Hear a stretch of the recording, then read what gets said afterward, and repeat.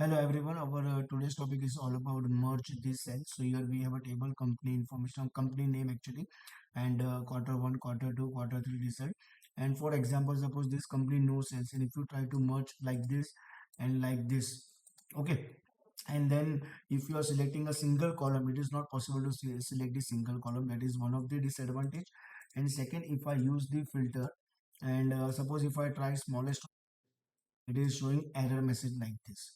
So instead of merging like this, okay, what you can do is you can select the cell, okay, press Ctrl and 1 from the keyboard, okay, and then instead of center you select center across selection, okay, and press OK, and copy the same cell and paste here. Okay, now if I try to select a single column, see, it is possible to select. That is the one of the advantage.